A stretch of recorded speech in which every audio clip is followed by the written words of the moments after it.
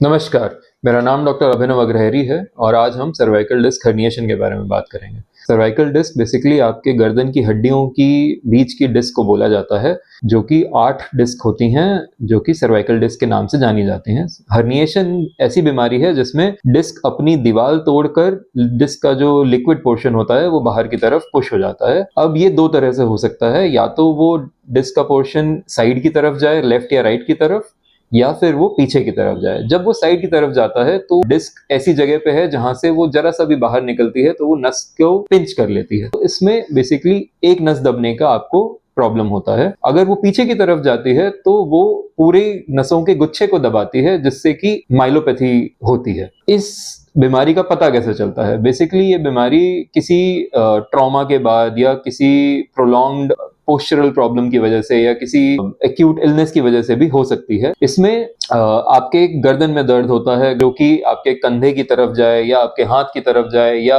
आपके पूरे बाजू में दर्द रहे, जो करंट की तरह फैले। इस बीमारी के लक्षण रहते हैं। अब ये डिपेंड करता है कि किसको कौन सी नस दब रही है, उससे पता चलेगा कि वो कौन सी डिस्क खराब हो रही है। अगर आपकी C7 वाली नस दब रही है तो आपके दर्द आपके कंधे की तरफ रहेगा, आपके बाइसेप्स में कमजोरी आ जाएगी। अगर आपकी C8 वाली नस दब रही है तो आपके हाथ में कमजोरी आ सकती है, आपकी उंगलियों में सुनपन हो सकता है।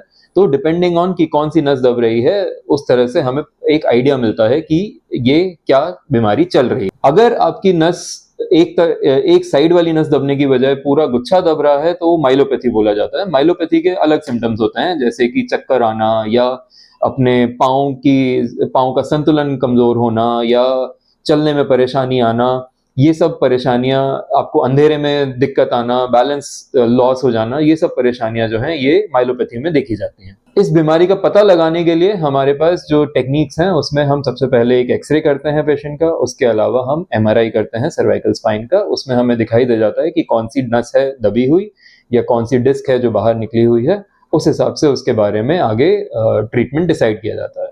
ट्रीटमेंट डिपेंडिंग ऑन कितनी डिस्क खराब है या कितनी परेशानी है, उस हिसाब से प्रोग्राम किया जाता है।